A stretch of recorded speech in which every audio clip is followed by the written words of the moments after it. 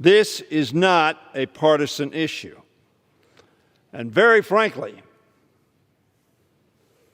the CR that was brought to the floor the other day would have said, we are going to pay the debts of the United States because we don't welch.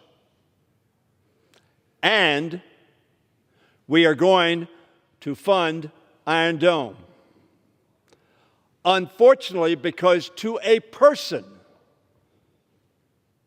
our Republican colleagues would have refused and said they would not vote for that resolution. And because, yes, there were a very, very few who said they wouldn't vote for it on our side, because all of you would not vote for it, and we had just a handful who would not vote, we could not pass it. So the debt limit was at risk, and Iron Dome was at risk. And the chair of the Appropriations Committee, Rosa DeLauro, said that won't stand. And I stood on this floor and said we're going to bring an individual bill that I hope all of us will support. Now, obviously, all of us are not supporting it. There are some few who will not support this. But the overwhelming majority of this Congress, not in a partisan way, but in an American way, will support defending the democratic state of Israel created by the United Nations of the world to be an independent, sovereign, secure nation. And very frankly, in a bipartisan way, no nation on earth has been more important for the survival and security and sovereignty of that nation than the United States of America. Today continues that commitment.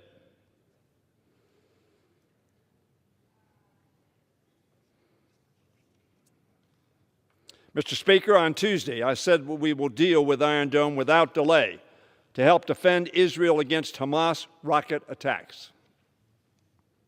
Today, I am proud to bring this legislation to the floor and thank not only Chair DeLauro, but I also thank many who have spoken, and certainly my friend Debbie Wasserman Schultz, and Mr. Deutsch, and Mr. Schneider, and others who have talked to me about this issue.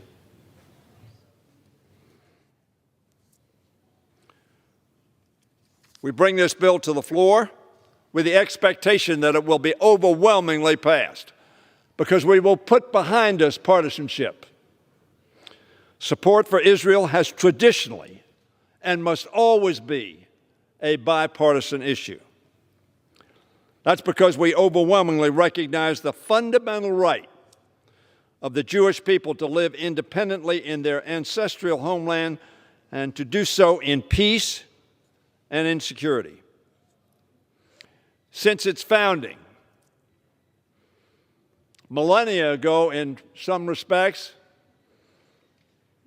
more particularly politically, 1948 to today, Israel has been under constant threat of attack from those who would deny its right to exist. Not about offensive actions that they took, not about this action that they took, deny their very right to exist. As we continue to stand up for a two-state solution that achieves peace, security, and hope, and opportunity for both Israelis and Palestinians, we vigorously, strongly, unshakably stand for Israel's right to defend itself against terrorism.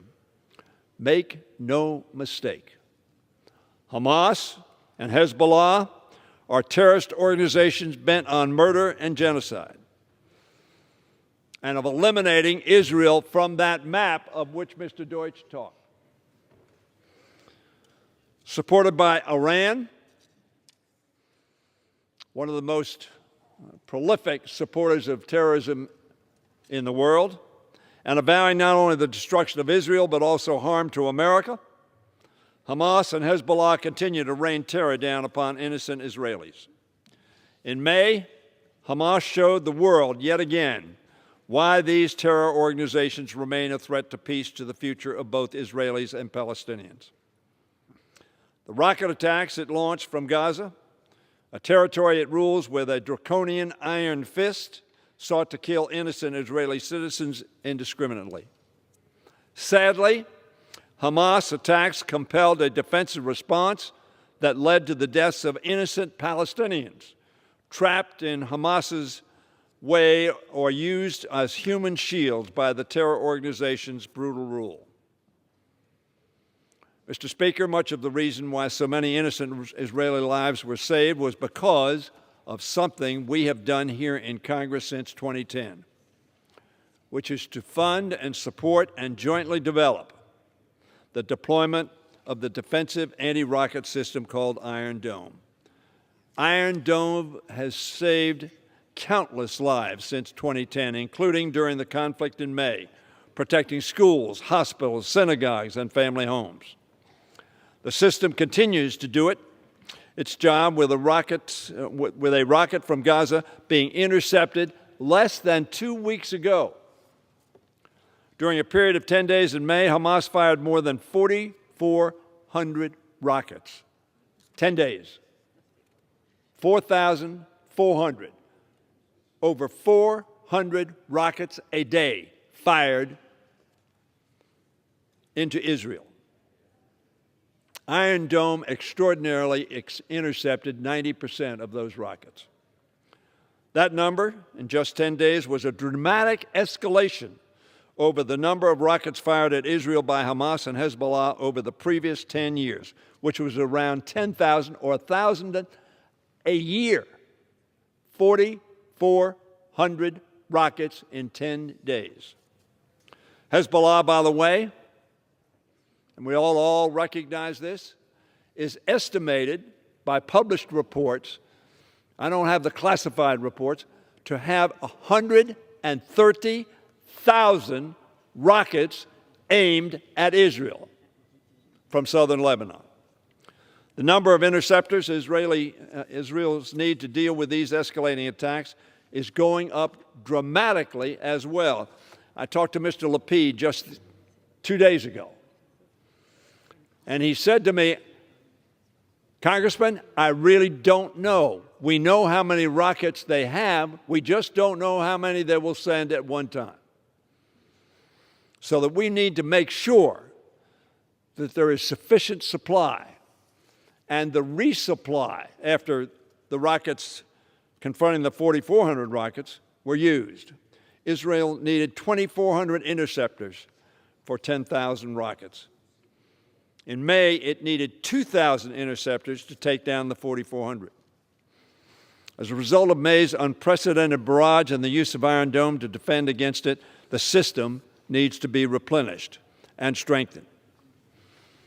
Mr. Speaker, I was proud to work with my colleagues on both sides of the aisle to support the development and deployment of Iron Dome as part of the broad bipartisan support for Israel in Congress, as well as to support the joint American-Israeli development of David's Sling long-range missile system. Why do we do that? Why do we ask the taxpayers of the United States of America to do that? We do it because we believe it's in their best interest. Yes, it's in Israel's interest.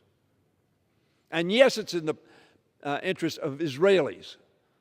But it is in the security interest of the United States of America. And that's why we proudly stand up and support this funding and other funding that we give to Israel so that it can remain the democracy that honors human rights. Does everybody honor human rights every day? America, we can look in the mirror. Every country can do that. But Israel, unlike any other country in the Middle East, has a Supreme Court that says to the government, you cannot do that. This is the right thing to do. and then Israelis do it. A nation of laws, a nation of morals, a nation that's committed to the democratic process.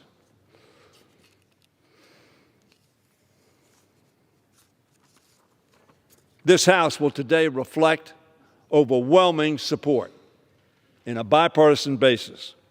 Today, I believe that we will again evidence our broad and bipartisan commitment to Israel's security, the safety of its people, and its right to self-defense. I want to thank Chairwoman Rosa DeLauro for introducing this legislation and our appropriators who worked on it, as I said, including Debbie Wasserman Schultz. Mr. Speaker, I trust that we will pass this today in just a few minutes. I trust the Senate will take it up immediately, and that we will send it to the President of the United States. He supports this. He urges that we pass it. He will do the same in the Senate. This is the right thing to do. It is what America does. It stands up for countries who stand up for freedom. And so I urge the House on both sides of the aisle to overwhelmingly support the passage of this legislation and yield back the balance of my time.